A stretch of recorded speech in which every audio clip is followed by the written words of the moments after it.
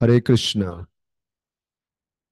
तो अगली कथा है, पांचवें स्कंद से शुरू होती है। पांचवें स्कंद में स्वयंभुव मनु के दूसरे पुत्र से कथा शुरू होती है। अगर आपको याद हो, जब चौथा तीसरा स्कंद समाप्त होने वाला था तो हमने चर्चा की थी कैसे स्वयंभुव मनु की एक पुत्री थी, देवहूति, जिनका विवाह कर्दम ऋषि से हुआ।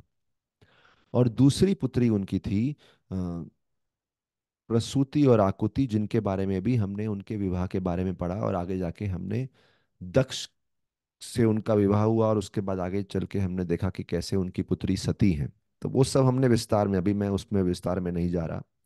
तो उनकी तीन पुत्रियां थी और दो पुत्र थे। और दो पुत्र का नाम था उत्तानपाद और प्रियव्रत। और उत्तानपाद की कथा जब हम कर रहे थे तो उनके पुत्र का नाम ध्रुव हुआ, और ध्रुव के आगे वंशज में अंग महाराज आए, फिर वेण आए, फिर पृथु महाराज आए, और उस प्रकार से आगे चलते हुए हमने प्राचीन बरहिषद और प्रचेताओं की चर्चा की। अभी पांचवा स्कंद शुरू होता है। स्वयंभुव मनु, जिनकी तीन पुत्र, दो पुत्र और तीन पुत्रियां हैं, उनकी तीन पुत्रियों पर चर्चा हो गई, एक पुत्र पर चर्चा हो गई। अभी अगले पुत्र हैं प्रियव्रत महाराज। और देखिए, कथाएं वो चुनी हैं भागवत में जिन कथाओं का कृष्ण भक्ति से कुछ लेना देना है। क्योंकि पूरी भागवत का जो पर्पस है व्यासदेव जी ने दिया है कि कहीं शास्त्र लिखे, लेकिन कृष्ण भक्ति जो जीवन का मेन लक्ष्य है उसको उभार के पूरा प्रायोरिटी दे के नहीं लिखा था बाकी सब शास्त्रों में। तो भागवत में केवल कृष्ण भक्ति को ही जोड़ दिया है। और कृष्ण भक्ति से संबंधित जितने भी राजा हैं, उनकी कथाएं हैं, उसके बारे में बड़े विस्तार से लिखा है। तो अगली कथा आती है प्रियव्रत महाराज की। और बोलते हैं प्रियव्रत महाराज, एक्चुअली क्या हो गया, जो उत्तानपाद के वंशजों के बारे में चर्चा कर रहे थे उसमें प्राचीनी भरिष्य थे, उनके पुत्र प्रचेता थे, 10 प्रचेता थे। फिर उन प्रचेताओं का जो विवाह हुआ, उन प्रचेताओं का पुत्र हुए दक्ष महाराज। और दक्ष महाराज जो हुए, तो जब प्रचेता सभी रिटायर हो गए तो दक्ष महाराज ने राज्य की जिम्मेदारी नहीं संभाली, बट वो तपस्या करने चले गए भगवान विष्णु को प्रसन्न करने के लिए, उनके आशीर्वाद प्राप्त करने के लिए। तो हम देखते हैं, ये बहुत कॉमन सिद्धांत भागवत में देखा गया है। किसी को संतान को जन्म देना हो या राज्य संभालना हो, पहले वो तपस्या से अपने आप को शुद्ध करता है, अपनी एग्जिस्टेंस को, अस्तित्व को, अपने मन को शुद्ध करता है, ताकि वो जिम्मेदारी लेने के लायक हो जाए। जैसे हम हमेशा बोलते हैं कि सबसे पहले व्यक्ति को जीवन में हरि नाम का आश्रय लेना चाहिए, उसी प्रकार से तो हरि नाम से शुद्ध हो जाए तो दिन शुरू कर सकता है। ऐसे ही तपस्या करते हैं ताकि कोई भी जिम्मेदारी शुरू करे। स्वयंभुव मनु को राज्य के बारे में बहुत चिंता होने लगी। क्योंकि देखिए, इतने वंश आए, स्वयंभुव मनु तो रिटायर के होके मूड में चले गए थे, लेकिन उनको चिंता, अभी जो वंश है वो तो पूरा नहीं हुआ, मतलब कोई जिम्मेदारी लेने वाला नहीं है। तो वो फिर महाराज प्रियव्रत के पास गए, जो कि उनके दूसरे पुत्र थे। उस समय अभी देखिए, इतनी सारी वंश हो गए, इतने सारे राजा हुए, उनके पुत्र, उनके पुत्र, उनके पुत्र, उत्तानपाद के वंश में। तब तक प्रियव्रत क्या कर रहे थे? उत्तानपाद के भाई, उत्तानपाद के भाई प्रियव्रत वो वन में चले गए थे गुरु के आश्रय में तपस्या करेंगे। प्रियव्रत की तो कोई इच्छा ही नहीं थी विवाह करने की या राजा बनने की। उत्तानपाद ने किया, परिवार बनाया, गृहस्थ बनाया, लेकिन प्रियव्रत की तो कोई इच्छा नहीं थी गृहस्थ बनने की। तो बोलते हैं वो एक ब्रह्मचारी के रूप में ही रहे, और नारद जी को उन्होंने अपना गुरु मान लिया।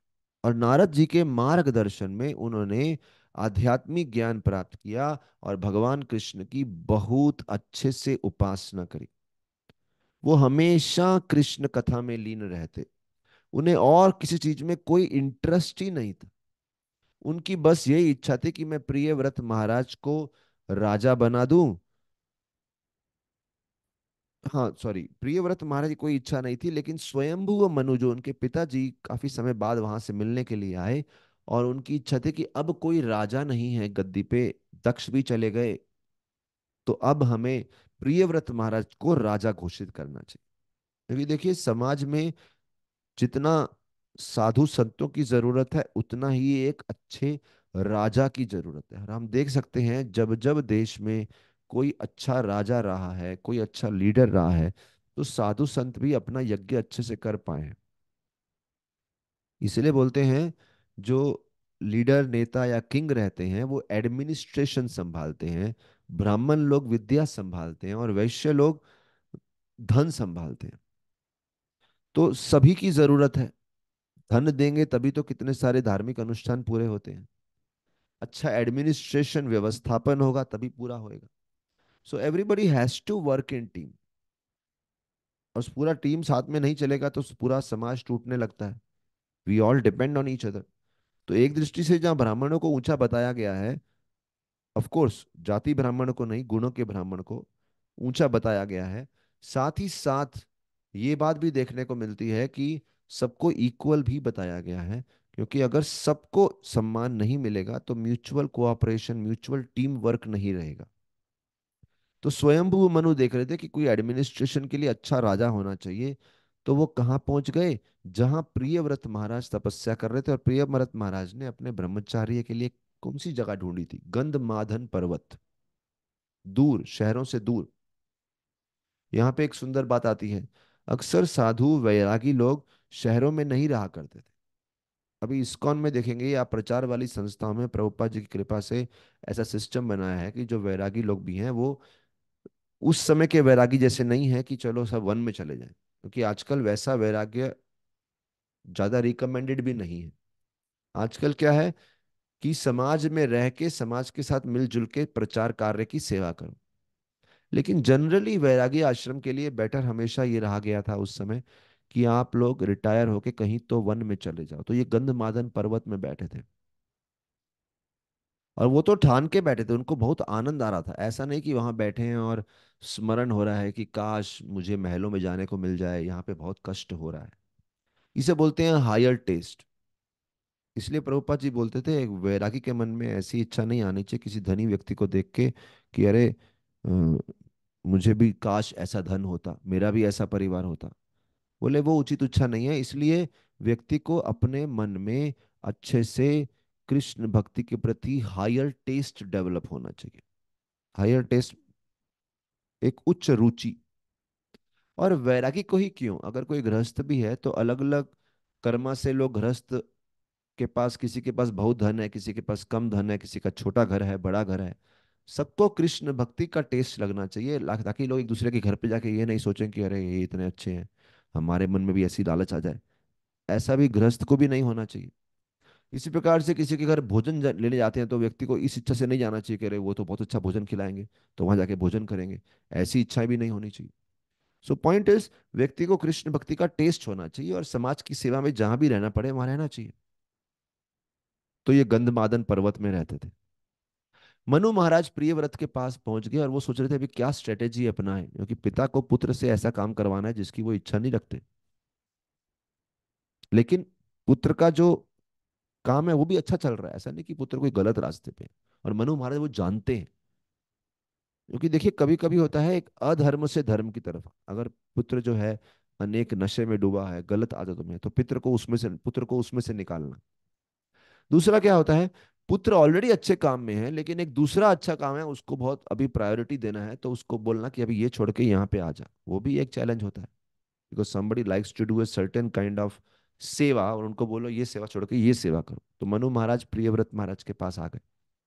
और प्रियव्रत महाराज के पास बोलते हैं मेरे प्रिय मित्र, सॉरी पुत्र, आपके भाई का जो कुल है अभी तक उसने बहुत अच्छा राज किया, उत्तानपाद के जितने वंशज थे उन्होंने बहुत अच्छा राज किया, तो सब कुछ बड़ा अच्छा चला है। लेकिन अब उनके जो वंशज हैं उनमें कोई है ही नहीं नागरिकों पे राज करने के लिए। तो मैं चाहता हूं आप राज्य की जिम्मेदारी लीजिए, क्योंकि अब और कोई है नहीं, आपको ही ये जिम्मेदारी लेनी पड़ेगी, चाहे वो क्षेत्र आपको पसंद हो या ना हो।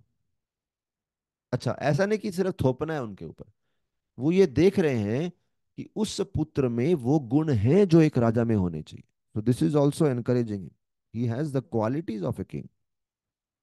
इसलिए बोलते हैं पिता के आदेश मना तो नहीं किए जा सकते। पिता अगर आदेश दे तो मना नहीं करना चाहिए। लेकिन प्रियव्रत महाराज ने मना किया। क्यों? प्रियव्रत महाराज को लग रहा था कि ये आदेश कहीं मुझे भक्ति से गुमराह तो नहीं कर रहे, भटका तो नहीं रहे। तो अगर किसी को लगता है कि जो वो कार्य कर रहा है बहुत ही भक्ति का एक प्योर कार्य है और वही उसको महत्व देना चाहिए, तो वो उस केस में अपने बड़ों को मना कर सकता है। कुछ हद तक ये अलाउड है, लेकिन हम देखते हैं आगे जाके क्या होता है। तो प्रियव्रत को लग रहा था कि नारद मुनि के पास बैठ के जो भक्ति कर रहे हैं वही अभी उत्तम है, और ये कार्य करने से मैं घर गृहस्थी में फंस जाऊंगा, अनेक कार्यों में मेरी चिंता चली जाएगी, तो भगवान से हट जाएगी, तो शायद मैं भटक जाऊंगा। तो उनको डर न लगने लगा कि ये राजा बन के वो भक्ति से भटक तो नहीं जाएंगे, क्योंकि उनको केवल एकमात्र शुद्ध अहेतु की एक्सक्लूसिव भक्ति करनी थी। अभी पिताजी समझाने का कोशिश कर रहे हैं, और हो सकता है कभी कभी पिता को एक व्यक्ति की जरूरत है, तो पिता सोच रहे हो कि हाँ शायद पिता सारे लॉजिक देंगे कि ये मार्ग आपके मार्ग से क्यों अच्छा है, क्योंकि कभी कभी हमारा एक बायस हो सकता है अपने, I hope you understand, biased biased हो सकता है, तो उसमें हम शायद अनेक शास्त्रों को प्रूफ दे के अपनी बात मनवाएं। तो स्वयंभू व मनु बोलने की कोशिश कर रहे हैं, लेकिन प्रियव्रत को समझ में नहीं आ रहा, उनकी इच्छा थी वो वैरागी ही रहे, नारद मुनि के पास ही रहे।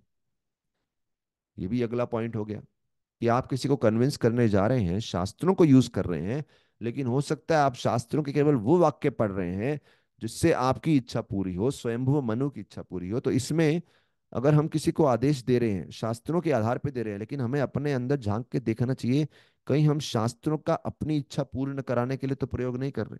तो उसमें हमें फिर एक दूसरे व्यक्ति से कंसल्ट करना चाहिए जो काफी मैच्योर है। तो स्वयंभू मनु ने ब्रह्मा जी का सहायता लिया और ब्रह्मा जी वहां पे आए। ब्रह्मा जी स्वयंभू मनु के भी पिता हैं, के पिता हैं, तो मतलब प्रियव्रत के तो दादाजी हो गए। तो ब्रह्मा जी वहां पे ब्रह्मलोक से आए अपने हंस विमान पे बैठ के, हंस वाहन पे, और उनके साथ उनके काफी संगी गण आए कि प्रयोजन बड़ा महत्वपूर्ण था। तो पूरा टीम आया, कभी कभी 4-5 लोग आए तो ज्यादा कन्विंस करने की शक्ति रहती है, अकेले की नहीं रहती। पूरा उनके साथ में काफी देवता भी आए। और यही नहीं, सिर्फ कन्विंस करने के नहीं, ब्रह्मा इतने बड़े व्यक्ति हैं तो साथ में कहीं देवता हैं जो लगातार ब्रह्मा जी की स्तुति गाते रहते हैं, उनकी प्रशंसा करते रहते हैं। स्वयंभू मनु और नारद ऋषि। अच्छा, यहाँ पे एक सुंदर बात हम बोलना चाहेंगे कि देखिए सारे देवता ब्रह्मा जी की प्रशंसा करते रहते हैं। अब ये प्रशंसा ऐसा नहीं कि जैसे कोई नौकरी में कोई व्यक्ति अपने बॉस की फ्लैटरी करता है, मक्खनबाजी करता है, ये वैसा नहीं है।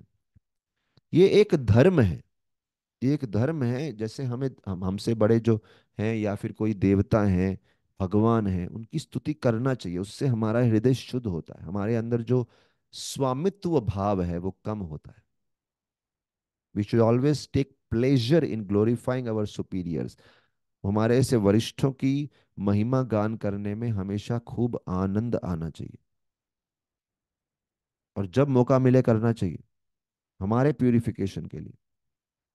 स्वयंभू व मनु और नारद मुनि ने देखा कि अरे ब्रह्मा जी भी आ गए। अभी देखिए स्वयंभू व मनु के पिता भी ब्रह्मा जी हैं और नारद जी के पिता भी ब्रह्मा जी हैं, और सामने कैंडिडेट कौन है? प्रियव्रत, जो कि स्वयंभू व मनु के पुत्र हैं और नारद जी के शिष्य हैं। नारद जी एक तरह से स्वयंभू व मनु के भाई हो गए, तो उस तरह से प्रियव्रत के तो एक तरह के चाचा जैसे हो गए, अंकल जैसे हो गए, लेकिन गुरु की भूमिका निभा रहे हैं नारद मुनि। तो आप समझ रहे हैं परिवार, दादाजी आए हैं, दो पुत्र बैठे हैं, और उनके सबसे छोटा जो पोता है वो बैठा है, प्रियव्रत महाराज। और नारद मुनि गुरु की भूमिका में चाहते हैं। अभी दो सीनियर्स हैं, नारद मुनि और स्वयंभुव मनु। नारद मुनि क्या चाहते हैं? नारद मुनि चाहते हैं कि मेरा शिष्य वैराग्य में ही रहे, क्योंकि उनका तो मेन शिक्षा वो है। स्वयंभुव मनु चाहते हैं राज्य संभाले, गृहस्थ बन जाए। तो यहाँ दो वरिष्ठ हैं, दोनों अलग अलग इंस्ट्रक्शन दे रहे हैं। तो फिर ब्रह्मा जी को अप्रोच किया एक तीसरे वरिष्ठ सीनियर, जो कि मैच्योर हैं, परिपक्व हैं। वो दोनों में समझेंगे कि क्या फॉलो करना चाहिए, इनका ऑर्डर फॉलो करो या इनका ऑर्डर फॉलो करो। तो सबसे पहले तो देखते हैं, प्रियव्रत महाराज थे ही, लेकिन जो मनु महाराज और नारद मुनि दोनों ने ब्रह्मा जी को देखा, वो खड़े हो गए, सम्मान किया, और उन्होंने ब्रह्मा जी की बहुत अच्छे शब्दों में स्तुति करी, बहुत अच्छी स्तुति करी। और फिर ब्रह्मा जी प्रियव्रत की तरफ, जो वहां पे थोड़े कंफ्यूज घबराए हुए बैठे थे कि अभी इंपॉर्टेंट डिसीजन है लाइफ में, शादी करें कि नहीं करें, राज्य संभाले कि नहीं संभाले, it's a very important decision. Brahma ji ने बड़े स्नेह भरी आंखों से प्रियव्रत की तरफ देखा और मुस्कुराए। और इतने अच्छे से मुस्कुराए, सोचते हुए कि वो प्रियव्रत का डिसीजन कैसे, तो बड़े प्रेम से स्नेह दिया उनको कि इनका डिसीजन बदले। और उन्होंने अपने आप से सोचा, क्या सोचा उन्होंने अपने आप से? तो ब्रह्मा जी कहते हैं, तो सोचने लगे पहले अपने विचार करते हुए, और फिर बोले, पोते से बोलते हैं कि आपके द्वारा राज्य को मना करना, कि मैं राजा नहीं बनूंगा, ये आपकी जिद है, अड़ियलपन है। अभी देखिए ना, प्रियव्रत मन में सोच रहे हैं, देखिए उन्होंने राज्य को मना क्यों किया? ऐसा नहीं कि वो राज्य की जिम्मेदारी से भाग रहे हैं, उनको भक्ति में रुचि है। तो जब आपके मन में हो कि मैं एक ऊंचे कारण के कारण, ऊंचे कारण है, ऊंचा पर्पस है, ऊंचा लक्ष्य है, उसके कारण मैं इस सेवा को मना कर रहा हूं, लेकिन कोई दूसरा आके बोल दे, नहीं नहीं, आप इस सेवा को क्यों मना कर रहे हैं, आपका जिद है, अड़ियलपन है,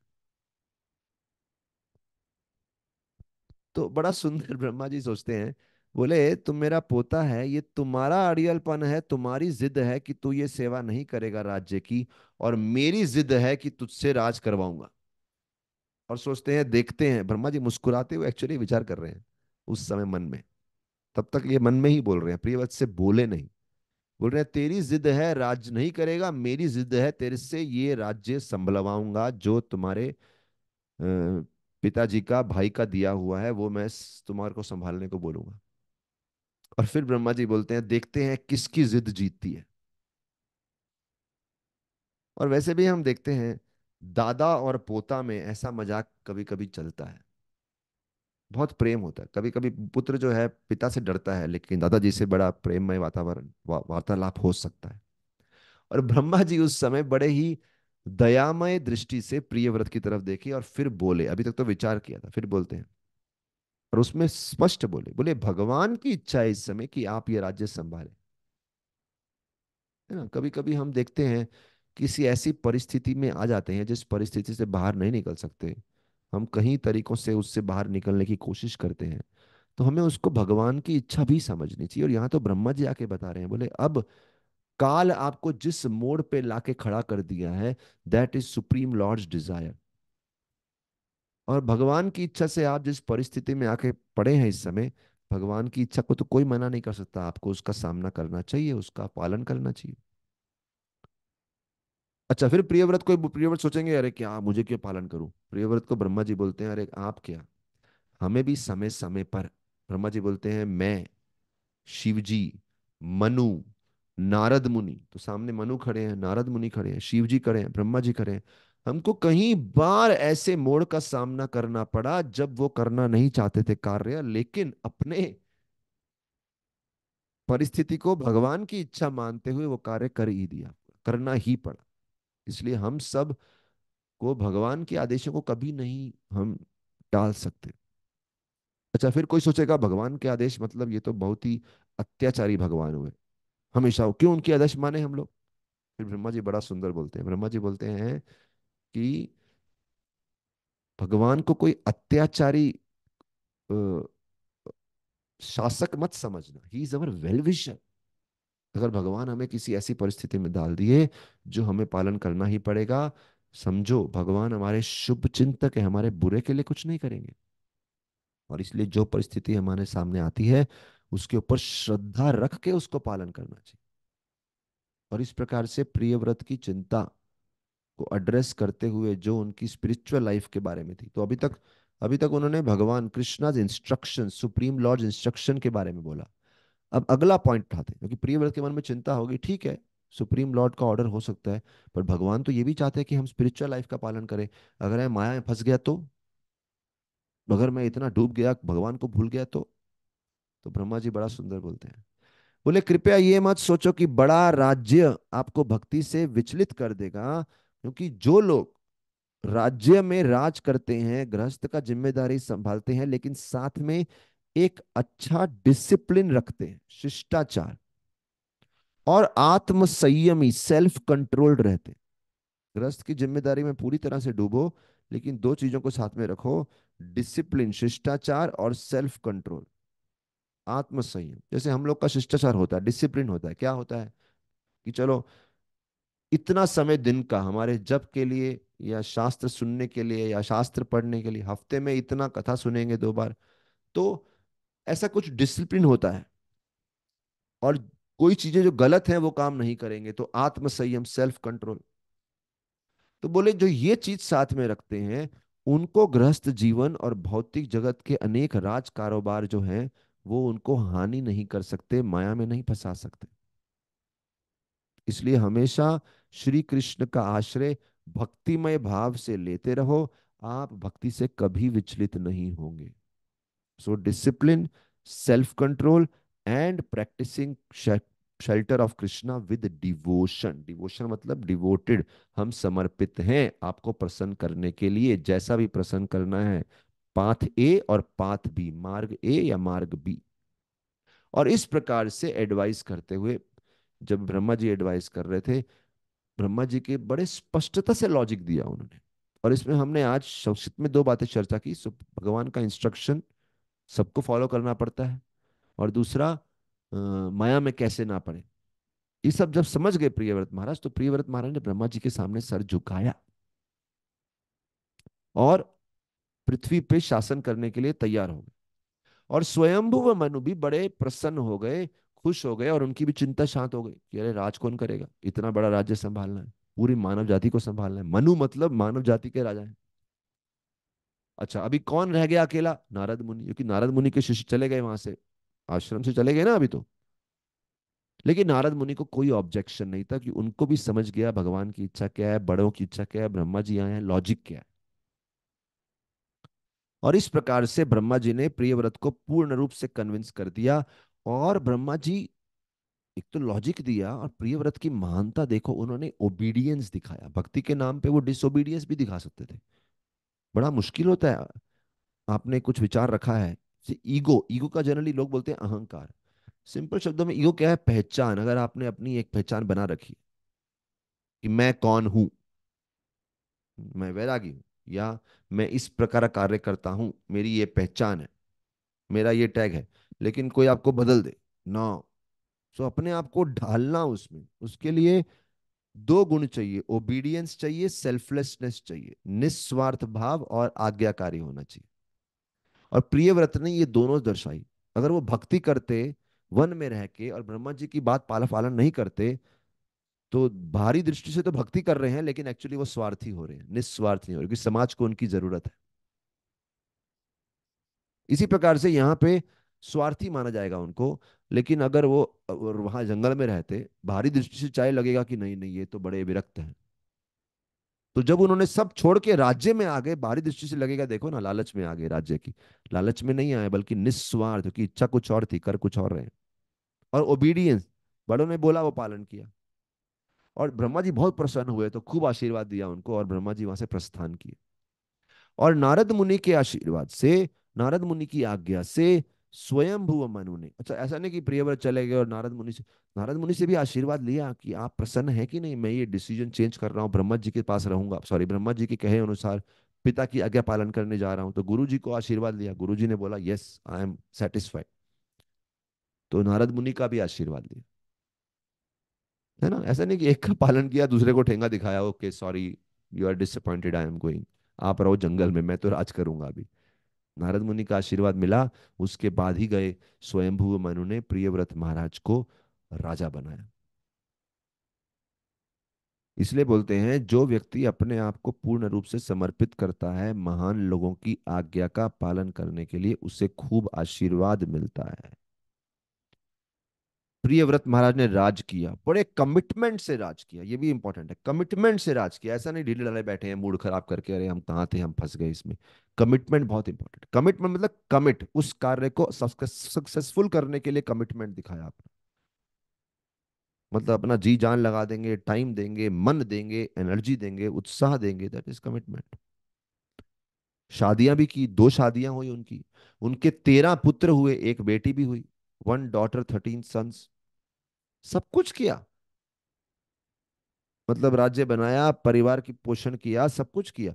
उनका कोई राज्य में कोई इंटरेस्ट नहीं था, लेकिन बड़ों की आज्ञा पालन करते समय मुंह लटका के नहीं, पूरे उत्साह से पूरा जीवन जिया। लेकिन भगवान को कभी भूले नहीं हो कि हमने याद किया था, डिसिप्लिन होना जरूरी है, सेल्फ कंट्रोल होना जरूरी है, और हर कार्य भक्ति भाव में करना जरूरी है। और जब हम सिंसियर होते हैं ना, भगवान हमें बुद्धि देते हैं अपने मेटीरियल और स्पिरिचुअल लाइफ कैसे बैलेंस कर सके। बड़े बड़े काम भी किए, जब राज्य संभाला तो बड़े बड़े काम किए। एक बार सूर्य की गति उचित नहीं थी, तो प्रियव्रत महाराज ने उस गति को ठीक करने के लिए कुछ कार्य किया, दिशाएं, सूरज की दिशा को ठीक किया। वो डिटेल है, अभी हम उसमें नहीं जा रहे, लेकिन इतने बड़े काम किए। क्या हो रहा था उस समय, सूरज पृथ्वी के एक साइड को रोशनी दे रहा था, दूसरी साइड को नहीं दे रहा था, अंधकार था। प्रियव्रत चाहते थे दोनों को समय समय पे रोशनी मिले, तो प्रियव्रत महाराज दूसरा सूरज बन गए। इतना उन्होंने कुछ तो कमाल दिखाया कि वो टक्कर देने लगे सूरज को। तो सूरज की गति सही नहीं थी। He himself offered the energy of another sun, और दो रूप ले लिया, एक तो राजा के रूप में मानव जाति पर राज कर रहे थे, और दूसरा सूरज का रूप ले लिया। उनके रथ से इतना तेज निकलने लगा मानो एक सूरज है। इस प्रकार से प्रियव्रत महाराज ने नागरिकों को बहुत आनंद दिया। लेकिन कभी उनको सूरज को हराने की इच्छा नहीं थी। लेकिन वो उस समय कुछ परिस्थिति ऐसी थी, नागरिक लोग दुखी थे, उसको, उनके दुख को दूर करना था। तो इसलिए बुद्धिमान लोग दूसरों की सहायता करते हैं, लेकिन सहायता करते हुए ये भाव नहीं रखते कि किसी को कंपटीशन देंगे, उसको टक्कर देंगे। बोलते हैं प्रियव्रत महाराज चंद्रमा से भी ठंडे थे जब गर्मी का समय था, और ठंडी का समय था, वो दूसरे वाले सूरज से भी ज्यादा गर्मी प्रदान कर रहे थे। और बोलते हैं प्रियव्रत महाराज के रथ के चलने से, जब वो जिस ऑर्बिट में सूरज चलता है ना, उसमें प्रियव्रत महाराज का रथ चल रहा था, और रथ के पहियों से ऐसे निशान आ गए, और उससे 7 बड़े बड़े समुद्र बन गए, और इन 7 समुद्रों के बीच में 7 द्वीप बन गए। पूरे भूमंडल पे, भूमंडल पे 7 आइलैंड्स वर क्रिएटेड।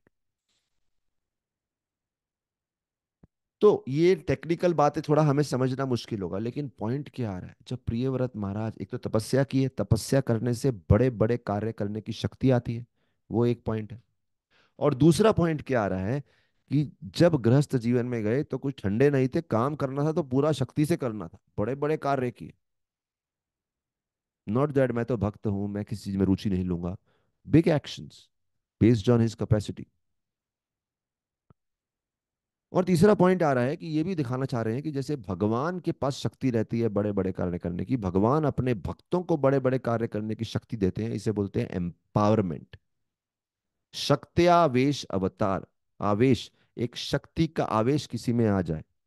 जैसे हम पहले चर्चा किए थे, पृथु महाराज भी भगवान के शक्त्यावेश अवतार। शक्त्यावेश अवतार मतलब एक साधारण इंसान है, लेकिन भगवान ने अपनी कोई एक विशेष शक्ति उनको दे दी है, जिससे वो लगभग भगवान जैसे ही हो गए। तो बोले पृथ्वी पे राज किया 1,000 साल तक, और उसके बाद जब सब कुछ हो गया, एक्चुअली कई हजारों साल तक, सॉरी 1,000 नहीं, कई हजारों साल तक। और फिर प्रियव्रत महाराज ने सोचा कि अभी रिटायरमेंट का समय आ गया है, तो उन्होंने अपने 13 बेटों में से 7 बेटों को चुना, और उनको हर एक आइलैंड का जिम्मेदारी दे दिया। द्वीप थे ना, हमने बात किया, 7 आइलैंड्स बनाए थे। बहुत जरूरी है कि जब रिटायरमेंट कर रहे हैं, तो उस समय व्यक्ति जिम्मेदारी ले कि अगर मैंने संतान को जन्म दिया है, तो अगर हो सके तो प्रयास करना चाहिए, बाकी भगवान की इच्छा। तो उन पुत्रों के लिए अच्छे से सिस्टम बना दूं, ताकि वो भी आगे चल के राज कर सके, उनका भी पोषण अच्छे से हो सके। और 13 बेटे थे, उसमें 7 थे राजा बन गए, और 3 पुत्र ब्रह्मचारी बन गए, वो वैरागी जीवन में चले गए, क्योंकि पिता के अंदर भी वो इच्छा थी, तो पुत्र में भी वो गुण तो आया है। और बाकी के जो 3 बेटे बचे, वो आगे चल के मनु बनते हैं। जैसे हमने बताया, ब्रह्मा जी के एक दिन में 14 मनु होते हैं। ब्रह्मा जी के एक दिन में 1,000 युग चक्र होते हैं। सत्य, त्रेता, द्वापर, कली, एक युग हो गया। ऐसे 1,000 युग चक्र होंगे, तो ब्रह्मा जी का मॉर्निंग टू नाइट होता है। और उसको भी डिवाइड करो तो 14 भागों में तो 71 युग चक्र का एक भाग होता है, ऐसे बहुत सारे 14 भाग हो गए। 14 × 71 इज अप्रोक्सीमेटली 1000। तो हर 71 युग चक्र के बाद मनु बदलता है, जो मानव जाति का राजा है बदलता है। तो ब्रह्मा जी के दिन में सबसे पहले राजा होते हैं स्वयंभू मनु। उसके बाद अभी जो है सेवंथ मनु का राज चल रहा है, ब्रह्मा जी की दोपहर चल रही है। और अभी है वैवस्वत मनु। लेकिन सेवंथ मनु से पहले number 2, number 3, number 4, number 5, number 6 Manu रह चुके हैं। उनमें से 3 मनु जो थे वो प्रियव्रत के पुत्र थे। तो हो गया 13 सन्स। 7 ब्रह्मचारी बने, 7 मनु बने। मतलब वो केवल वो द्वीप पे राज नहीं करेंगे, पूरे जाति पे राज करेंगे, पूरे मानव समाज पे राज करेंगे। मनु है वो। That is a much bigger position. और प्रियव्रत ने अपना बाकी का सारा जीवन भगवान कृष्ण की सेवा में लगाया, जैसे उनको नारद मुनि ने सिखाया था। तो अंत में वैराग्य वही ले सकता है जिसने शुरू में वैराग्य प्रैक्टिस किया है। इसलिए युवा अवस्था में खूब भक्ति करनी चाहिए, ताकि एक बार गृहस्थ में प्रवेश कर गए फिर इतना समय नहीं मिलेगा। लेकिन पहले भक्ति की है, इसलिए बाद में बुढ़ापे में भक्ति करना आसान होगा। इसलिए जिसने युवा में नहीं किया है, बुढ़ापे में बड़ा मुश्किल होता है। और बाद में इतनी भक्ति करी उन्होंने, बाद में भगवत धाम को प्राप्त किया। अभी वो भगवत धाम को प्राप्त किए, पीछे से कौन संभालेगा? राज्य भी तो कोई संभालना चाहिए ना। बड़ी इंपॉर्टेंट बात है, क्योंकि पहले बात किया था राजा नहीं था, तो उत्तनपाद का वंश में कोई संभालने वाला नहीं, तो प्रियव्रत को लेके आए थे। अब प्रियव्रत चले रिटायर हो गए, तो उनका एक पुत्र था अग्निध्र, पहला बेटा। हमने बात किया ना, कई सारे पुत्र थे, तो एक पुत्र था अग्निध्र। और उसको जो द्वीप दिया हैंडल करने को, हमने बोला 7 आइलैंड्स थे, उनको जो द्वीप दिया वो था जम्बू द्वीप, जो भूमंडल में सबसे बीच में था। पूरा भूमंडल है, उसमें 7 आइलैंड्स हैं, बीच में जम्बू द्वीप है। तो अग्निध्र थे, वहां पे राज किए। ये अक्सर बताया है कि जब ये राजा लोग राज करते थे, तो अपने नागरिकों को अपने संतान की तरह संभालते थे। तो वेरी इंपॉर्टेंट। सिमिलरली जो कृष्ण भक्ति के मिशन में सेवा करते हैं, उनको जानना चाहिए कि जब वो जिम्मेदारी लेते हैं, how we should take care of every person. हर व्यक्ति की कैसे सेवा करनी चाहिए, जैसे कोई अपने संतान की करता है, उतना प्रेम से, ऑफ कोर्स अपनी क्षमता अनुसार। So he protected the citizens like his own children. और फिर अग्निध्र को भी आगे संतान प्राप्ति करनी थी, तो उन्होंने ब्रह्मा जी की उपासना करी। फिर से आ गया ना, संतान चाहिए तो पहले किसी देवता का तपस्या करके आशीर्वाद लो। ब्रह्मा जी की उपासना करी मंदार पर्वत पे। और तब अग्निध्र की इच्छा समझते हुए कि उनको संतान चाहिए, ब्रह्मा जी ने वहां पे एक बहुत सुंदर अप्सरा भेजी, जिनका नाम था पूर्व चित्ती। और पूर्व चित्ती से अग्निध्र ने विवाह किया, और उनके आगे चल के 9 बेटे हुए, जो जम्बू द्वीप के 9 भागों में राज किए। जैसे होता है ना, गांव में बड़ी जमीन है, 4 भाई आपस में बांट लेते हैं। तो पहले हमने देखा प्रियव्रत के 7 पुत्रों ने 7 द्वीप बांटे। उसमें से एक आइलैंड द्वीप था जम्बू द्वीप, उसके भी 9 भाग थे। तो अग्निध्र के जो 9 पुत्र हुए, उनमें वो 9 बांटे गए। और उन 9 भागों में से एक भाग हुआ भारतवर्ष, जो जम्बू द्वीप का एक बहुत प्रमुख भाग हुआ। तो अग्निध्र के एक पुत्र थे नाभि, जो भारतवर्ष पे राज किए थे। और नाभि की पत्नी का नाम था मेरु देवी।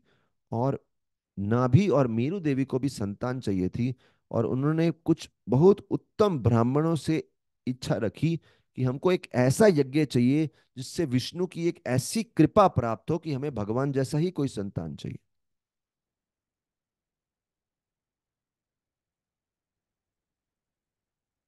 उनको बहुत स्पेशल संतान चाहिए थी,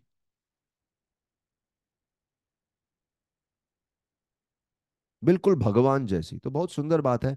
वो यज्ञ शुद्ध ब्राह्मणों द्वारा किया गया, वेरी इंपॉर्टेंट। ब्राह्मणों की शुद्धता पे बार बार जोर दिया है।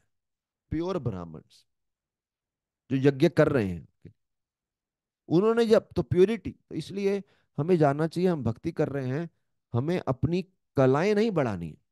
कलाएं तो बढ़ानी है, कला मतलब कुछ आर्ट सीखना। कोई भी मंदिर में आके व्यक्ति बहुत सारी सेवाएं देखता है, उस सेवा को, कोई किचन में जाता है सोचता है कि मुझे खाना पकाना अच्छा सीखना है। कोई कीर्तन देखते तो मुझे मुझे बस बहुत अच्छा गाना सीखना है, मृदंग सीखना है। कोई लेक्चर देता सीखता है, बोले मुझे ऐसा लेक्चर देना है। कोई बड़ा अच्छा मैनेज करता है, सोचता है मुझे मैनेजमेंट सीखना है। कोई देखता है भगवान के मूर्ति कैसे बनाते हैं, मुझे मूर्ति बनाना सीखना है, मुझे ड्रेस बनाना सीखना है। ये सब कलाएं हैं, आर्ट्स हैं।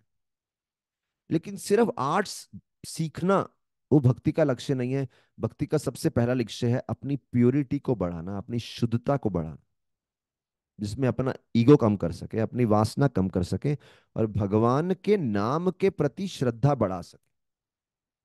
बार बार हमें याद दिलाना चाहिए, बिकॉज ये दुनिया हमको हमारी कलाओं के ऊपर प्रोत्साहन देती है। अरे आपने इतना अच्छा कीर्तन किया, अरे आपने इतना अच्छा श्रृंगार किया, आपने इतना अच्छा लेक्चर दिया, आपने इतने सारे लोगों को प्रचार किया। लोग उसी के लिए ताली बजाएंगे, और हम सोचते हैं यही सब लक्ष्य है हमारा।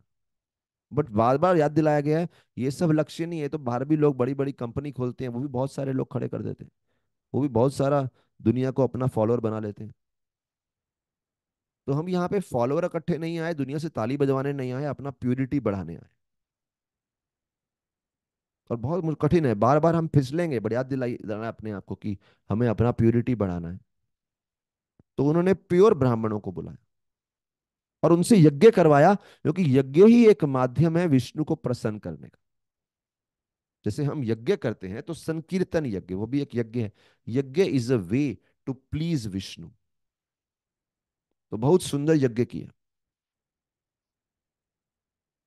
और विष्णु प्रकट हो गए। यज्ञ में शुद्धता है तो विष्णु आते हैं। गरुड़ जी पे बैठ के आए, गरुड़ जी उनके वाहन है। और उन्होंने बहुत सुंदर वस्त्र पहने थे, पीताम्बर वस्त्र पहना था, सिल्क गारमेंट, और बहुत सुंदर फूल थे, कौस्तुभ मणि था, बड़ा सुंदर मुकुट था, एक मोतियों की माला थी, और बहुत सारे ऑर्नामेंट्स थे।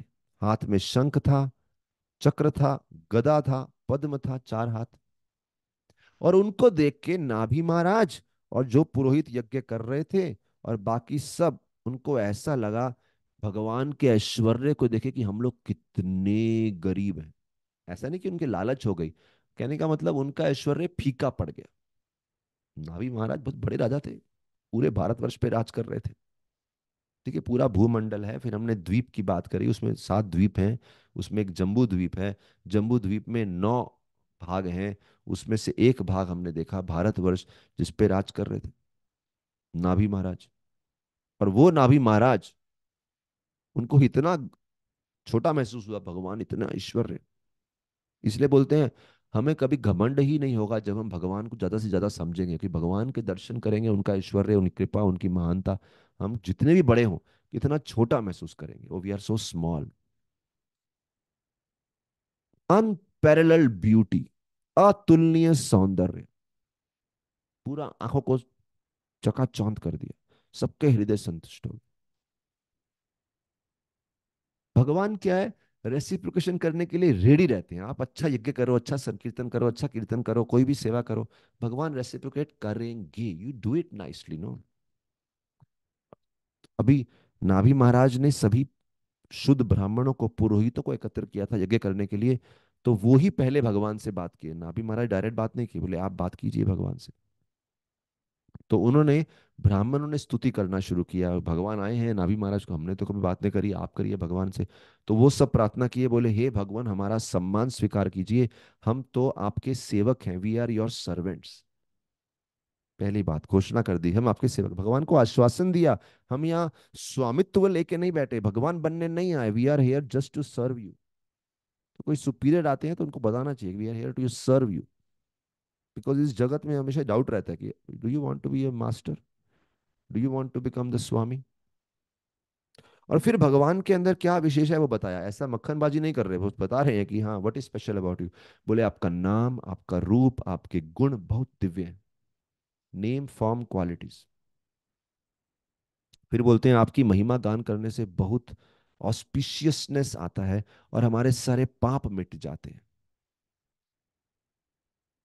और हमें यह भी मालूम है कि आप बहुत संतुष्ट होते हैं, आपके भक्त जब भी आपको प्रार्थना अर्पण करते हैं, तुलसी पत्ता अर्पण करते हैं और जल अर्पण करते हैं। तो ये सब भगवान क्यों स्वीकार करते हैं? ऐसा नहीं कि भगवान को भूखे हैं इसकी, लेकिन भगवान हमारे प्रेम को स्वाद करते हैं। और फिर नाभि महाराज के जितने पुरोहित प्रीस्ट थे, उन्होंने यज्ञ का प्रयोजन बताया, why we are doing this yajna. बोले हम तो मूर्ख हैं, पहली बात, अज्ञानी है। देखिए मूर्ख व्यक्ति, एक दृष्टिकोण से मूर्ख कौन होता है? जो उसको मालूम ही नहीं क्या मांगना है, मांगना कुछ है, कोई छोटी सी चीज मांग के आ जाता है। जिसे एक राजा बोलता है, बोल क्या चाहिए? आप बोले नहीं मुझे बस एक मुट्ठी चावल चाहिए, वो बोलेगा what, I can give you everything. Foolish. दूसरा इग्नोरेंट, अज्ञानी है, हमें मालूम ही नहीं क्या सही है। फिर तीसरा बोलते हैं, क्योंकि देखिए भगवान भी सोच रहे होंगे, तुम सोच रहे हो कि तुम्हारी उपासना से खुश होके आए, तो बोल रहे हैं नहीं मुझे मालूम है मेरी उपासना से खुश होके नहीं आए। बोले we are foolish, we are ignorant and not worship you properly. लेकिन फिर भी आप इस यज्ञ में आए हैं। आपका आना एक अपने आप में बहुत बड़ा आशीर्वाद है। आप कुछ दें या ना दें, आपका आना ही सब कुछ हो गया। बहुत सुंदर बात है। बोले आप आए वही, उससे ज्यादा क्या मांग सकते हैं? That is self is sufficient. आपको तो देखना ही इतना दुर्लभ है। We saw you, that in itself is big thing.